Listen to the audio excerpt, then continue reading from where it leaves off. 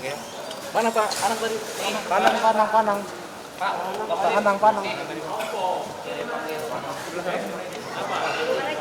Di luar aja, di luar.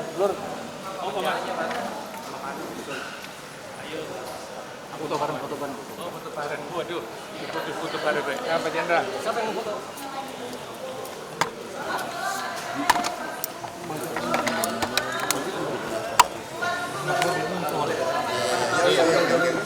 Mundur sedikit. Foto dulu. Ya, mundur sedikit. Ke sana siapa? Mana? Foto bareng. Bang, izin, Bang. Ini saya dong, fotoin. Orang begini ngomong di perjalanan. Oke. Cukup. Oke. Yuk. Mau sidang.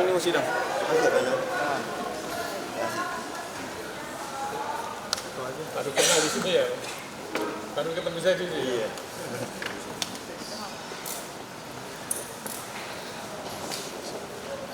Ayo apa ini? Ya. Pak Faris, gimana tadi dengan kedatangan saksi ahli Pak Faris? Ya masih proses lah. Ya. Nanti mungkin relevannya saya kasih keterangan mungkin setelah tuntutan itu pledoi baru ada relevansinya gitu. Baru ada pendapat yang bisa saya tanggapi. Sekarang masih proses.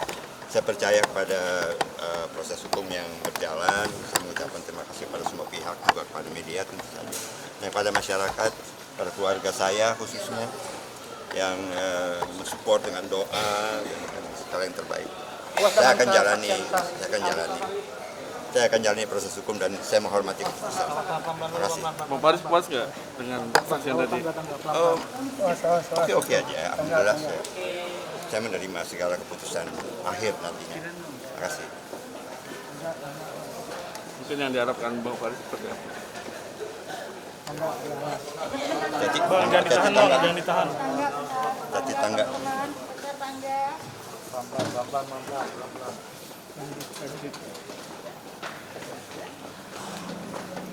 Cukup?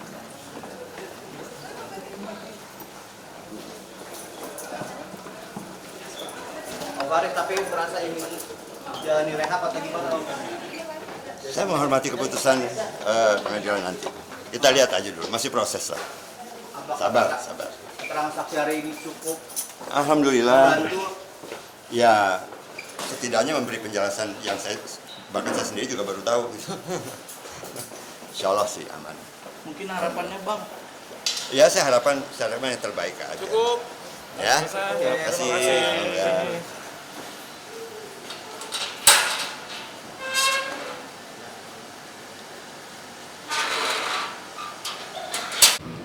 Boleh ke depan aja ya Bang? Iya.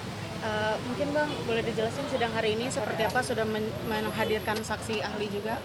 Jadi hari ini memang dihadirkan saksi ahli Undang-Undang Narkotika ya, saksi ahli rehabilitasi itu adalah mantan kepala BNN tahun 2012 ke 2015 yaitu Bapak Anang Iskandar, Komjen Anang Iskandar. Jadi beliau menyatakan bahwasanya kalau pengguna narkotika atau pecandu narkotika itu bukan dihukum, tapi harus direhabilitasi, wajib direhab. Sementara kalau pengedar harus dihukum, begitu. Jadi ada perbedaan antara pengedar dan pengguna. Sementara disidangkannya saudara Faris Sarem ini kan sebagai dakwanya sebagai pengedar, pasalnya pasal-pasal pengedar. Sementara tidak ada sama sekali pasal mengenai pengguna.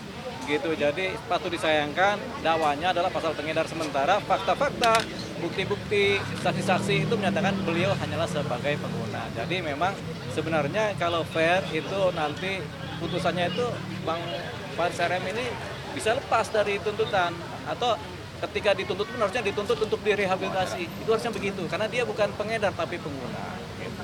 Setelah adanya keterangan saksi ahli mungkin seperti apa Bang? Ya itu setelah seadanya keterangan saksi ahli makin menegaskan dan menguatkan bahwasanya ada perbedaan signifikan siapa yang pengedar, siapa yang pengguna.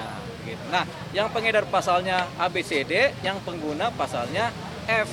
Gitu. Jadi berbeda pasalnya. Tapi yang didakwakan kepada saudara Faris RM adalah pasal-pasal mengenai pengedar, bukan pasal mengenai pengguna. Jadi ini patut disayangkan. Harapannya tapi setelah ini majelis memahami, jaksa harusnya memahami ketika tuntutan pun itu tuntutan mengenai seorang Faris RM seharusnya sebagai pengguna, sehingga dia harusnya direhabilitasi. aman. Kalau tadi dikaitkan dari apa yang disampaikan Krisna, Kameranya mana? Kameranya mana? Oh ini. iya. Apakah itu juga berlaku kepada para pengguna lain? Berlaku. Artinya dengan pengguna sebelumnya, Bang. Artinya yang Iya, sudah diputuskan. harusnya semua pengguna akhirnya kembali kepada kebijakan negara yang sekarang, yaitu semua pengguna kalau dia terbukti hanya sebagai pengguna, dia sudah harus direhabilitasi, kecuali pengedar. Gitu. Iya. Nah, kalau yang kemudian diputuskan, yang sudah diputuskan dari pengguna sebelumnya, Ya. apakah ini nggak bertentangan dengan? Ya, ini kan kebijakan negara yang baru nih kan. Setelah pemahaman undang-undang lebih dalam, setelah ada kebijakan negara, BNN juga punya kebijakan. Kemudian negara secara keseluruhan melalui presiden, lembaga eksekutif juga punya kebijakan, yaitu pengguna adalah pengguna, pengedar adalah pengedar. Dan undang-undangnya juga kan masih baru 2009 kan. Yang sebelum-sebelumnya banyak sekali pengguna yang kena tuh pakai undang-undang lama. Tapi sejak undang-undang baru ini ya pengguna adalah pengguna, pecandu adalah pecandu, sehingga mereka yang harus diselamatkan dengan cara apa? Dengan cara mengikuti pola undang-undang narkotika, khususnya pasal 127 buat pengguna itu harus direhabilitasi. Sidang lanjutan minggu depan. Minggu depan itu tanggal 21, harinya kita lupa, tahunnya kita ingat. Agendanya mungkin apa? Agendanya penuntutan. Penuntutan. Siap. Terima kasih, Terima Bang. kasih. Oh iya, so